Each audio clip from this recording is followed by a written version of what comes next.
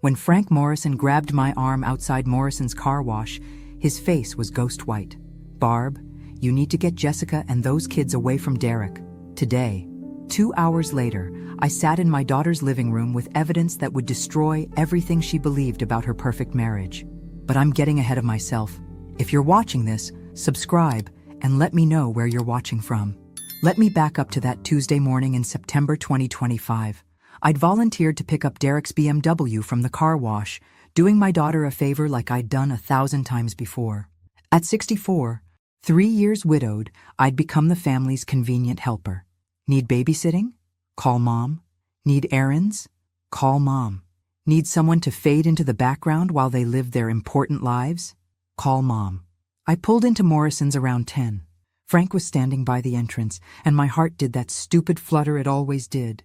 We'd dated 40 years ago, back when big hair and shoulder pads were fashionable, and we thought we had all the time in the world. Life had other plans. I married Jim, Frank married Sarah. But after Sarah passed 5 years ago, we developed a comfortable friendship built on shared history and the kind of affection that doesn't fade with time. "Barbara Hayes," he said, but his usual warm smile was missing. His weathered hands gripped a manila envelope like it might explode. "We need to talk, private." He pulled me into his small office and locked the door. The envelope shook slightly as he handed it to me. My guys found this wedged under Derek's driver's seat. Fell out when they were doing the deep clean. Inside was a Maryland driver's license. Derek's face stared back at me, but the name read David Brennan. A second license showed the same face with the name Derek Morrison. Different birth dates, different addresses. My legs went weak. "There's more," Frank said quietly. He showed me printed emails about property transfers, bank accounts in the Cayman Islands, and a reservation confirmation for 2 adults and 2 children on a one-way flight to Costa Rica. Departure date, October 15th, 3 weeks away. "Frank, I don't understand. Why would Derek need multiple identities?" "Because he's done this before." Frank pulled up a news article on his phone. My son-in-law's face smiled from the screen beneath a headline. "Con man sentenced to 5 years for identity fraud and bigamy." The room tilted. That can't be Derek. Jessica met him 10 years ago at a charity fundraiser. "Read the dates, Barb." The article was from 2013. Derek Brennan had served 18 months before his release on parole in late 2014. 4 months before he met my daughter. I stumbled to Frank's desk chair. Jessica, 36 years old, a pediatric nurse who saved children's lives, had married a convicted criminal. She'd given him 2 babies, 8-year-old Lily and 5-year-old Owen. "There's a pattern," Frank said. "He targets widows with daughters, gains their trust, marries the daughter, slowly isolates them from family, then empties the accounts and vanishes. Usually takes the kids to use as leverage." My hand flew to my mouth. "The kids? The flight reservation is for 2 adults and 2 children. He's planning to disappear with your grandkids." "Barb, 3 years ago when Jim died from a sudden heart attack, I'd been devastated. But I'd rebuilt. I had my small house, Jim's life insurance, and most importantly, I had Jessica and the grandkids 15 minutes away. Except nothing had been normal. Over the past 2 years, Derek had slowly been creating distance. "Jessica needs to focus on our immediate family," he'd say. "Maybe space out the visits." I'd thought I was being paranoid. Turned out I wasn't paranoid enough. Now I understood. He'd been isolating my daughter, preparing for his escape. "I need to tell Jessica."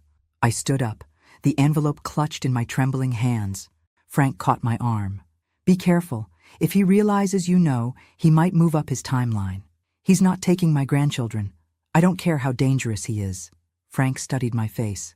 "Then we do this smart. Let me make some calls." By the time I left Morrison's an hour later, I had Frank's cousin, a retired FBI agent, ready to review the evidence. I had the envelope safely copied and hidden. I pulled into my daughter's driveway at 11:30. Through the window, I could see Jessica in the kitchen. Lily's bicycle lay on the front lawn. Owen's toy trucks lined the porch. Normal. Perfect. All built on lies. The evidence sat on my passenger seat. I took a deep breath and walked toward my daughter's front door, about to destroy her world to save it. Jessica answered the door with flour on her nose and a smile that nearly broke my heart. "Mom, perfect timing. I'm making cookies. Want to stay for lunch?" Behind her, I could see Lily coloring at the kitchen table. Owen was building something with blocks. Everything looked so wholesome, so safe. I almost turned around.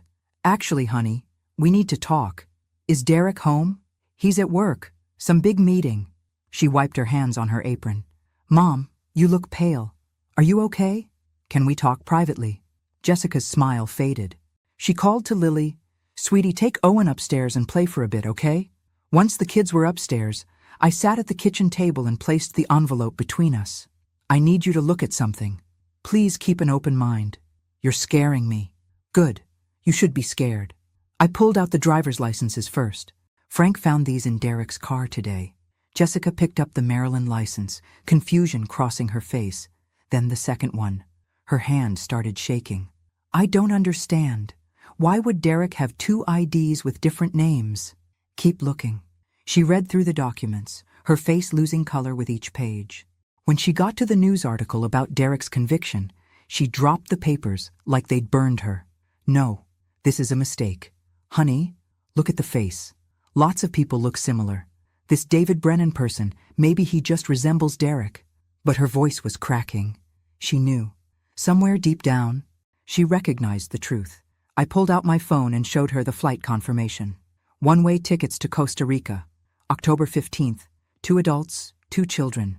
Lily would be listed as Lily Morrison, Owen as Owen Morrison. Morrison? Jessica's voice was barely a whisper. He's using Frank's last name, probably to throw off anyone trying to track them. I reached across the table for her hand, but she pulled away. You're wrong. You've always been suspicious of Derek. You never thought he was good enough for me. That stung because it was partly true. Jessica, listen carefully. When did you meet Derek? February 2015, at the hospital charity gala. And when did he propose? That summer, June. She was defending the timeline automatically. Less than 8 months from meeting to marriage. Didn't that seem fast? It was romantic. He said, when you know, you know. But doubt had crept into her voice. I pulled out another document. This is Derek's parole paperwork. He was released January 20th, 2015, 4 weeks before he met you. Jessica stood up abruptly, her chair scraping across the floor. I need you to leave. Honey, please? No. You show up here with fake documents, try to destroy my marriage. I don't know why you're doing this, but it needs to stop. Look at the children's birth certificates. Check them against Derek's real birthday. I bet you'll find inconsistencies. Get out of my house. Jessica's voice was cold now, protective mother cold. And don't come back until you're ready to apologize. I gathered the documents slowly. Jessica, I love you. I'm trying to protect you and the kids. The only thing they need protection from is their grandmother's paranoid delusions. She practically pushed me toward the door. Derek's been nothing but good to us. He provides for our family. Whatever Frank Morrison told you, it's lies. The door slammed in my face. Through the window, I watched my daughter sink onto the couch, her shoulders shaking. She'd started crying. I sat in my car for 10 minutes, debating whether to call the police immediately. But Frank's cousin had warned me that without more concrete evidence, authorities might not act fast enough. Derek would see it coming and vanish. My phone buzzed. A text from Frank. How did it go? Disaster. She kicked me out. Come back to the shop, my cousin's here. Frank's cousin, Marcus Crawford, was a bulky man in his 50s with sharp eyes. He listened to my account without interrupting. Typical response, he said finally. The spouse always defends them at first. It's cognitive dissonance. Accepting the truth means accepting that their entire marriage was a lie. So what do? We build an airtight case before confronting him directly. Marcus spread his notes across Frank's desk. I made some calls. Derek Brennan's real name is Derek Morrison. No relation to Frank. He's used at least 5 identities over 15 years. Each time, same pattern. Targets vulnerable families, particularly those with recent loss. My husband died 3 years ago. Right, but Derek met your daughter back in 2015. Well before that. Marcus pulled out a timeline he'd sketched. These guys are long-game players. He likely identified your daughter as a potential target years ago. Single mother, healthcare professional, stable income. When your husband died 3 years ago, it gave him the perfect opportunity to tighten his grip. Suddenly, Jessica was more vulnerable, more dependent on Derek. He probably positioned himself as her rock during grief. The calculated cruelty of it made me sick. He's been planning this for 10 years? Possibly. Or he saw an opportunity and adapted his plans. Either way, your daughter wasn't random. She was selected. Marcus spent the next hour explaining Derek's probable endgame. He'd been slowly transferring assets, probably telling Jessica they were investments. The Costa Rica flight would be followed by new identities for himself and the kids. Jessica would be left behind, too afraid to involve police because Derek would threaten to disappear with Lily and Owen forever. Women in her position often don't report it, Marcus explained. They're terrified of never seeing their children again. He'll send occasional photos, proof of life, in exchange for her silence. Maybe even demand more money periodically. I felt sick. How do we stop him? We need Jessica to cooperate. She has to check their accounts, look for irregularities, but more importantly, she needs to act normal around Derek. If he suspects she knows, he'll vanish immediately. She won't talk to me. Frank cleared his throat. Maybe she doesn't have to. Yet. Both Marcus and I turned to him. Frank looked uncomfortable, but determined. Barb, you and I have been dancing around something for a while now. I'm asking you to dinner. Tomorrow night. A real date. Despite everything, I felt my face warm. You're asking me on a date while my daughter's family is falling apart? I'm asking because life is uncertain and precious, and I've wasted enough time being afraid. He squeezed my hand. Also, it gives me a legitimate reason to stay close to you. Derek knows we're old friends. If we start dating, I've got reason to be around more often. Extra eyes on the situation. Marcus nodded approvingly. That's smart thinking. I looked at Frank, really looked at him. At 66, he'd aged well. Silver hair, laugh lines around blue eyes that had always seen through my defenses. We'd broken up 40 years ago because we were too young and scared. But now we were both alone, and the connection, it had never really gone away. Okay, I said. Tomorrow night, pick me up at 7. Frank's smile was like sunrise. It's a date, Marcus coughed. Once Derek's in custody, you two can candle all you want. Right now, we need a plan. We spent another hour strategizing. Marcus would dig deeper into Derek's financial trail. Frank would use his contacts to gather information. And I would find a way to get through to Jessica. That night, as I lay in bed unable to sleep, my phone buzzed with a text from an unknown number. Stop asking questions about Derek Brennan. For your daughter's sake. My heart hammered as I screenshot the message and forwarded it to Marcus. His response came within minutes. Don't respond. Save everything. Ave. This confirms he's monitoring. I stared at my ceiling, thinking about my grandchildren sleeping 15 minutes away with a monster. Lily with her gap-toothed smile. Owen with his dinosaur obsession. Derek Morrison had picked the wrong family. I might be a 64-year-old widow, but I was also a woman who'd raised a daughter alone after Jim died, who'd worked 2 jobs to keep our house, who'd survived and rebuilt, and I wasn't about to let some con artist steal my grandchildren. The next morning, I woke to find my car's windshield smashed. No note, but the message was clear. I took photos, filed a police report, and called Marcus. He's escalating. Good, Marcus said. Surprising me. Means he's scared. Scared people make mistakes. Keep pushing. I spent the day at my insurance company, then got my windshield replaced. Frank texted to confirm our dinner, adding, stay strong. At 6:30, as I was getting ready, my phone rang. Jessica. My hand trembled as I answered. Hello? Mom. Her voice was small, broken. Can you come over? Derek's working late, and I need to show you something. I'll be right there. I arrived at Jessica's house in 12 minutes. She opened the door before I could knock, her eyes red from crying. I checked the accounts. Like you said. There's money missing. A lot of money. Jessica led me to Derek's home office. He always said it was his private workspace. I respected that. God, I was so stupid. You weren't stupid. You were trusting. She'd pulled up bank statements on Derek's computer. I logged in, using the password I thought was just for our joint account. Turns out there are 6 other accounts I never knew about. Her finger traced the numbers on the screen. Over the last 18 months, he's been moving money. Small amounts at first. But in the last 3 months, it's accelerated. He's moved nearly $200,000. I felt cold. $200,000? My inheritance from Dad. The money he left me when he died. Derek convinced me to put it in high-yield investments. He said he'd handle everything. She laughed bitterly. I signed the papers without even reading them. I put my arm around her shoulders. She was shaking. Honey, I'm so sorry. There's more. She clicked to another folder. I found these emails. He's been communicating with someone named Valerie Morrison. She signs off with "love you" and talks about missing him and the kids. Our kids, Mom. He's telling another woman my children are hers. The betrayal cut deeper than I'd imagined. Derek wasn't just stealing money.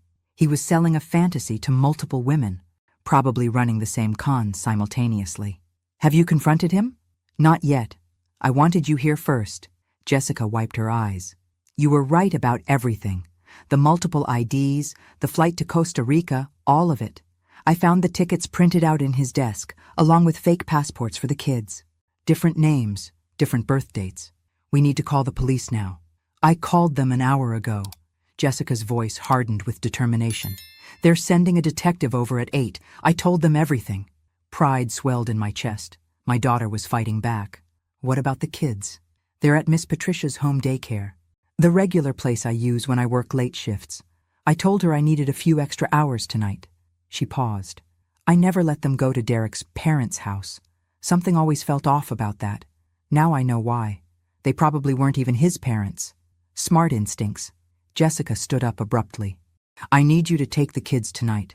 After the detective leaves, I'm picking them up and bringing them to your house. Pack bags for a week. I don't want them here when Derek gets arrested. Arrested? The detective said they've been building a case against him. The FBI's had him under surveillance for 6 months. My call tonight gave them the final piece they needed. She met my eyes, and I saw steel there. He's done, Mom. This time, he's actually done. The doorbell rang at exactly 8 p.m. Detective Sarah Chen was a compact woman in her 40s with sharp eyes and no-nonsense demeanor.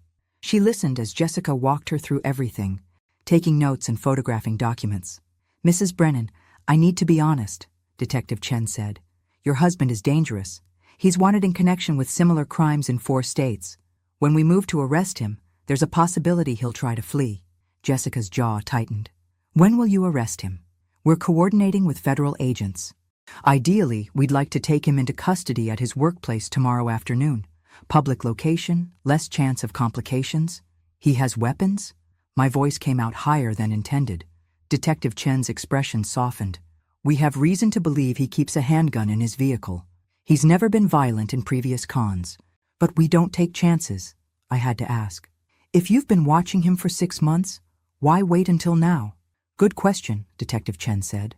Federal cases take time to build, especially when they cross state lines. We needed ironclad evidence of intent to commit a current crime, not just past offenses. The flight reservation and fake passports give us that. More importantly, we needed a victim willing to testify immediately.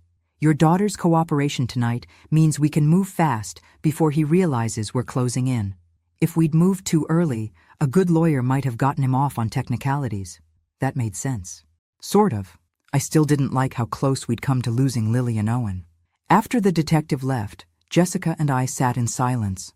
Finally, she said, That threat you got yesterday, the text message, was it from Derek? Marcus thinks so. And your windshield this morning. It wasn't a question. He threatened my mother. What kind of monster does that? The kind who's about to spend a very long time in prison. We drove together to pick up Lily and Owen from Miss Patricia's cozy house. The elderly woman handed them over with a warm smile, completely unaware of the drama unfolding. Such good children, she said. See you next week? Actually, I'll call you, Jessica said, her voice steady despite everything. In the car, Lily chattered about the toys while Owen dozed in his booster seat. Jessica drove carefully, her knuckles white on the steering wheel. I keep thinking about all the signs I missed, the way he'd get angry if I asked too many questions about his past. The times I caught him in small lies. He's a professional, I said. He knows exactly how to manipulate people. None of this is your fault. Isn't it, though? You had reservations from the beginning. I squeezed her hand. You fell in love. There's no fault in that. At my house, I'd already prepared the guest room. Jessica helped me settle them in, both of us trying to maintain normalcy. After they were asleep, we sat at my kitchen table with tea neither of us drank. Frank called earlier, I said. He wanted to check on you.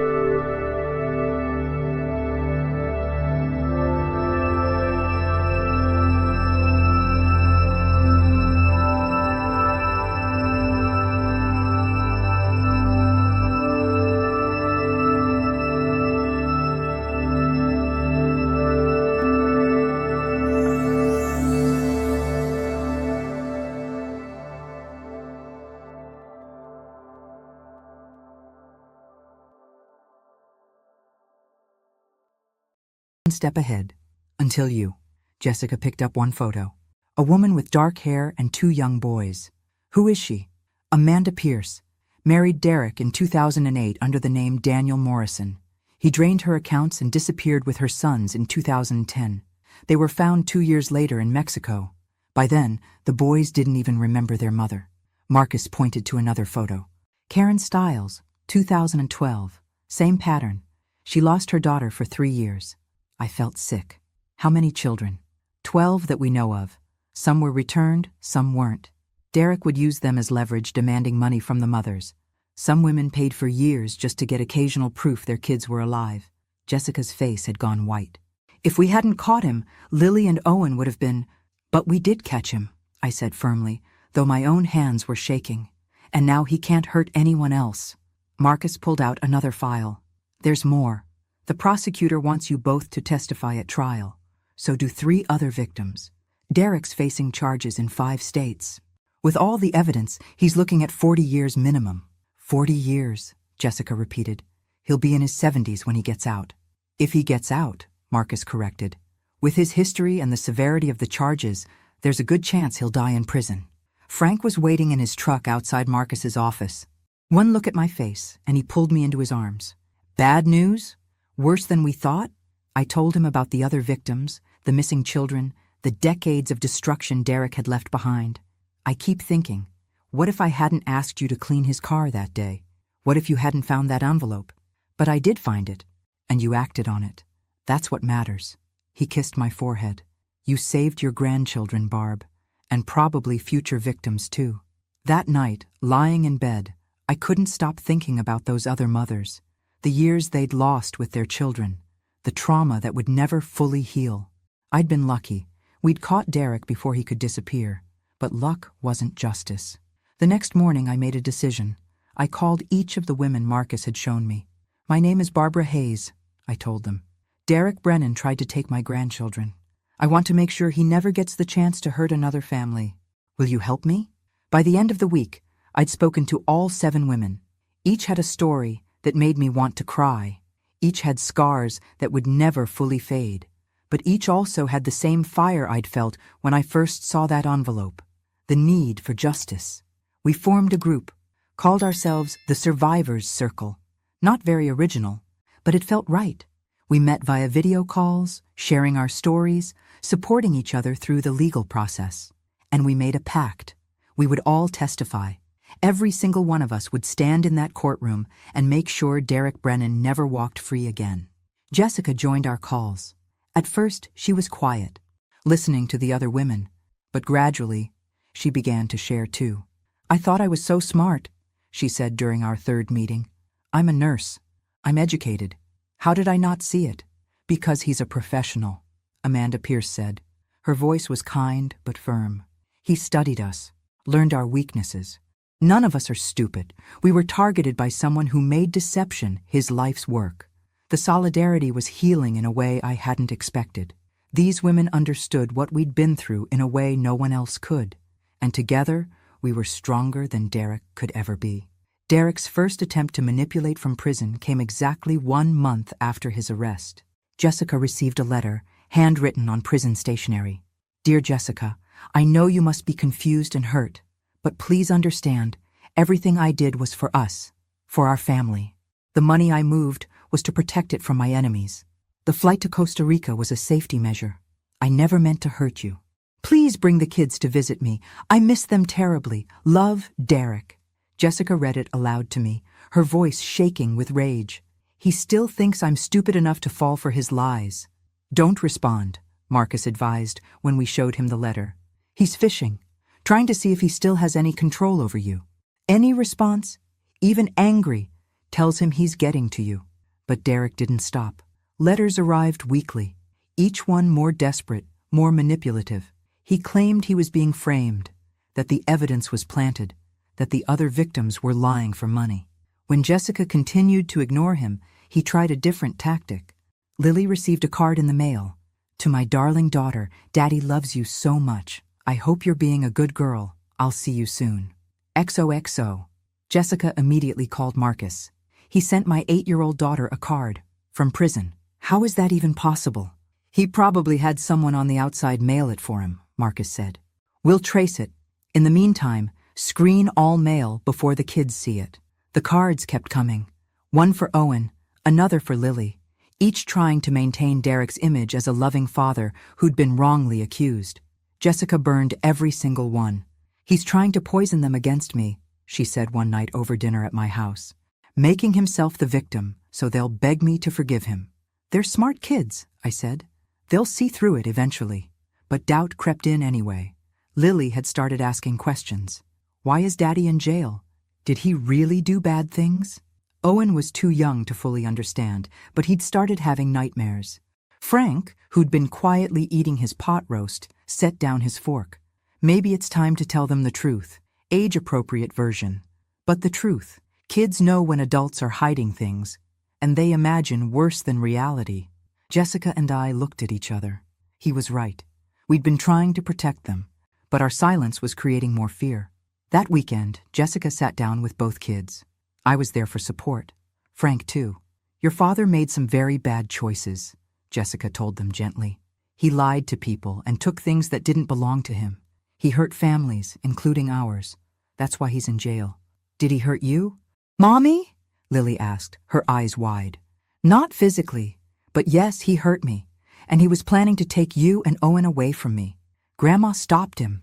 Owen looked at me with new respect. "Grandma's a hero?" Despite everything, I had to smile.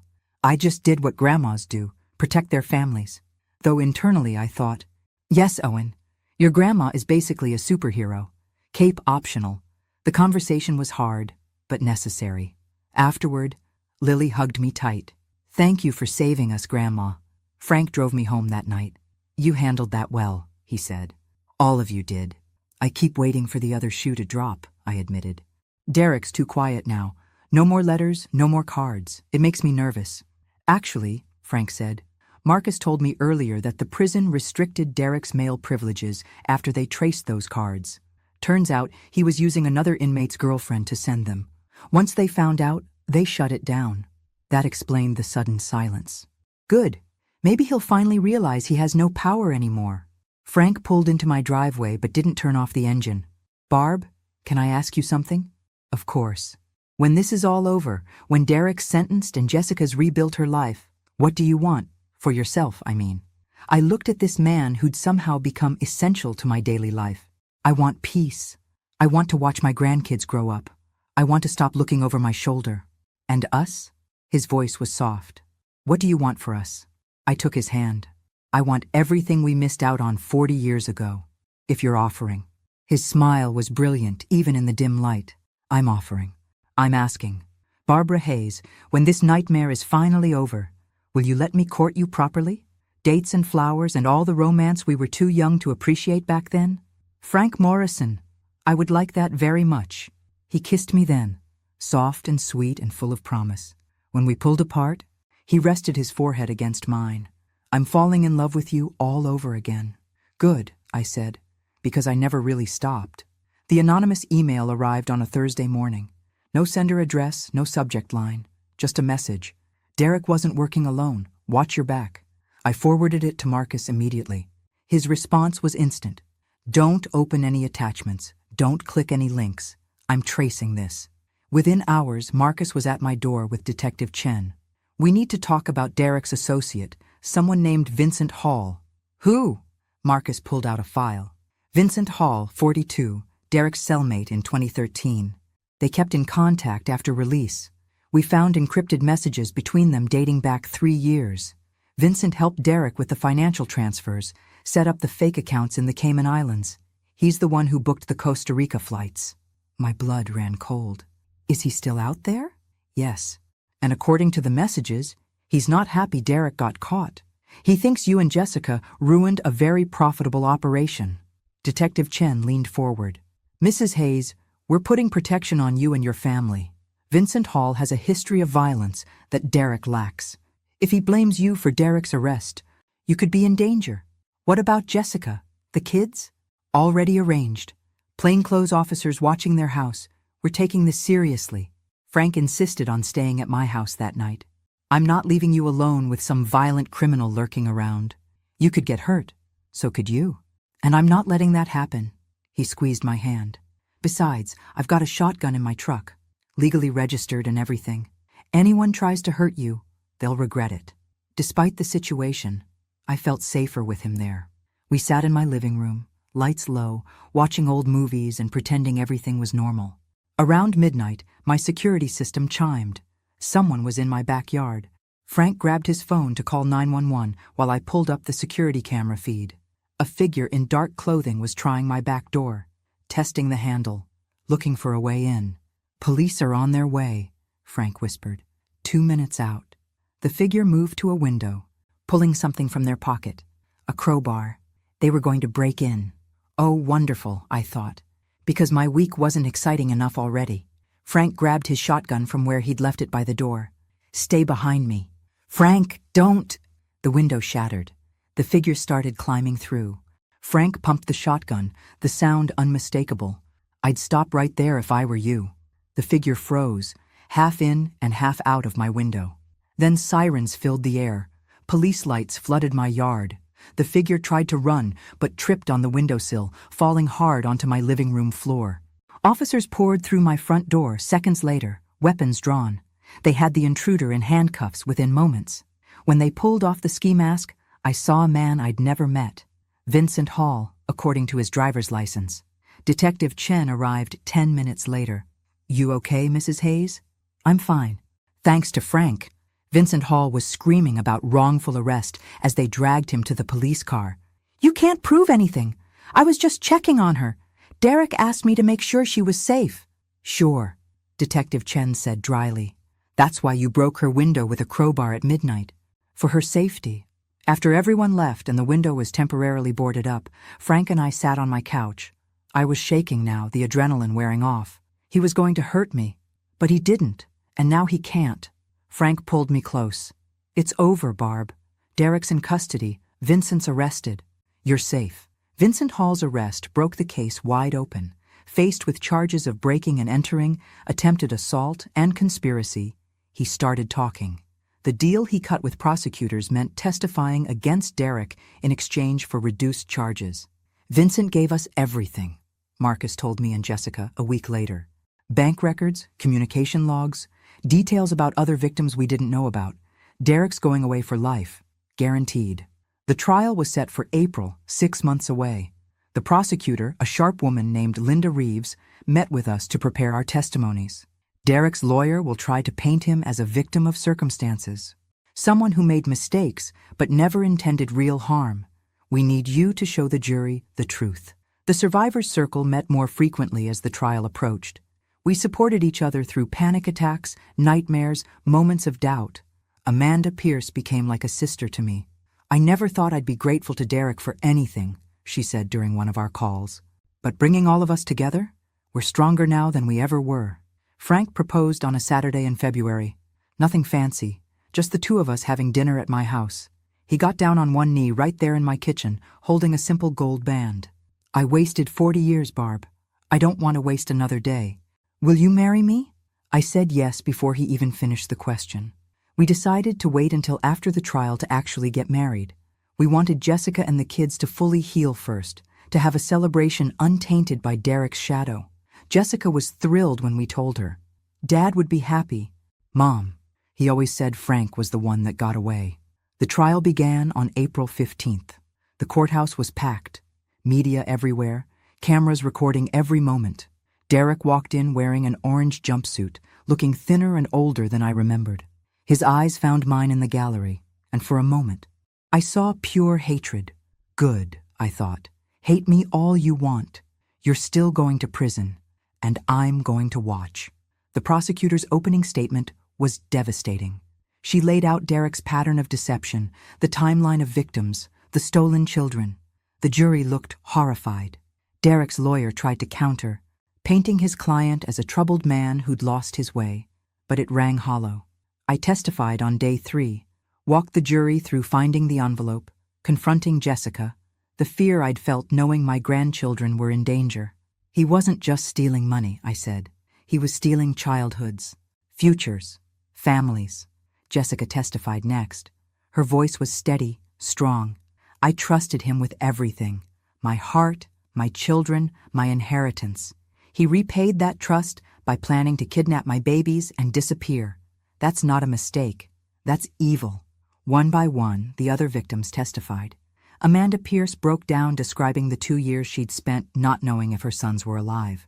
Karen Stiles showed photos of her daughter before and after, the trauma visible in the child's eyes. By day 7, the jury was visibly upset. Vincent Hall's testimony sealed Derek's fate.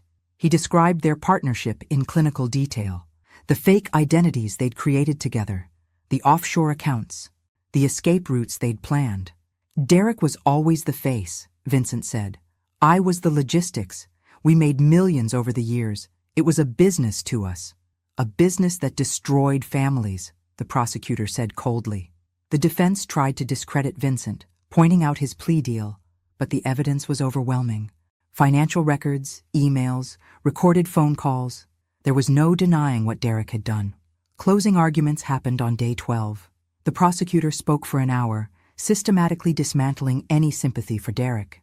This is a man who built his life on the suffering of others. He deserves no mercy because he showed none. The jury deliberated for 6 hours. When they returned, the foreman's voice was firm. Guilty on all counts. Derek's face went blank. His lawyer slumped in defeat. And in the gallery, 7 mothers clutched each other's hands and cried with relief. Sentencing came 2 weeks later. The judge, a stern woman in her 60s, looked at Derek with open disgust.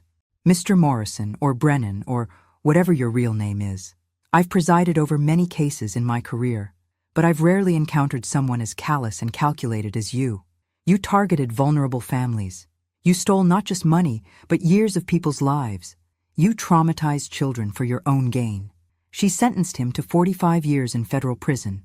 No possibility of parole. Derek would be 93 years old if he ever got out. The courtroom erupted in applause. The judge banged her gavel but didn't try very hard to restore order. As they led Derek away in chains, he looked at me one last time. I met his gaze steadily, refusing to look away. You lose, I thought. We won, and you'll spend the rest of your life knowing it. Outside the courthouse, reporters swarmed us. But Linda Reeves, our prosecutor, handled it beautifully. These women showed incredible courage. They refused to be victims. They fought back and won. That's the real story here. The survivors' circle went to dinner that night. 7 women who'd started as strangers, now bonded by shared trauma and triumph. We toasted with champagne and laughed until we cried. To Barbara, Amanda said, raising her glass, who started this journey and led us through it. To all of us, I corrected. We did this together. Frank and I got married 3 months later in a small ceremony in my backyard. Lily was the flower girl, Owen the ring bearer. Jessica stood beside me as matron of honor. Marcus and Detective Chen came as guests. Even Linda Reeves showed up with a beautiful gift. I now pronounce you husband and wife, the minister said. You may kiss your bride. Frank did, thoroughly, while our small gathering cheered. When we pulled apart, he whispered, 40 years late, but worth the wait. Absolutely worth it. Jessica had started therapy and was doing well. The kids were resilient, already bouncing back with the adaptability of youth. She'd even started dating again, carefully and slowly, but with hope. The house that had been tainted by Derek's presence was sold, and she'd bought a smaller place closer to me. The inheritance money Derek had stolen was recovered and returned to Jessica after the trial. She used some of it to pay off her mortgage and put the rest in trust for Lily and Owen's college funds. This time, she said, I'm keeping control of my own finances. Frank and I merged our lives with surprising ease. He sold his car wash to his nephew and semi-retired. We traveled, took up dancing, spent time with the grandkids. Simple pleasures that felt extraordinary after everything we'd been through. One evening, almost a year after Derek's sentencing, Jessica and the kids came for dinner. We ate on the patio, watching the sunset paint the sky orange and pink. Lily chattered about her soccer team. Owen showed us his latest rock collection. Normal, beautiful, peaceful. You know what I was thinking about today? Jessica said. That envelope Frank found. Such a small thing, really. A forgotten envelope under a car seat. But it changed everything. Frank reached for my hand. Sometimes the smallest things have the biggest impact. Sometimes the right person notices at the right time, I added, and has the courage to act. And sometimes, Jessica said, her voice thoughtful, Bad things happen that lead to good things. I would never have chosen to go through what Derek put us through, but it brought you and Frank back together. It connected us with the other survivors. It taught me I'm stronger than I ever knew.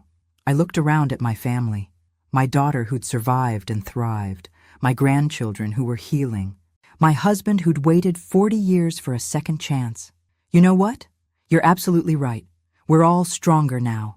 As darkness fell and fireflies began their dance, Frank pulled me close. Happy, Mrs. Morrison? Deliriously, I said, and meant it. The nightmares would probably never fully disappear. The scars Derek left would always be there, faint but present. But we'd taken something terrible and transformed it into something powerful. We'd found justice. We'd found each other. We'd found ourselves. And that, I thought, as I looked at my family gathered around my table, was the best revenge of all. Not just surviving, but thriving. Not just enduring, but flourishing. Derek had tried to destroy us. Instead, we'd built something beautiful from the ashes. "Grandma," Lily called from the yard where she was chasing fireflies with Owen. "Come play with us." I looked at Frank. He grinned. "Go ahead. I'll clean up." I ran into the yard, chasing fireflies with my grandchildren, while my daughter laughed and my husband watched with love in his eyes. 65, and running around like a teenager, I thought. Derek would be so annoyed that I'm this happy. The thought made me smile even wider. This was what Derek had tried to take from us. This joy, this connection, this life. He'd failed, and we'd won. Not just in court, but in every moment since. Every laugh, every hug, every peaceful sunset, every single ordinary, extraordinary day. And that was the greatest victory of all. Thanks for listening. Don't forget to subscribe and feel free to share your story in the comments. Your voice matters.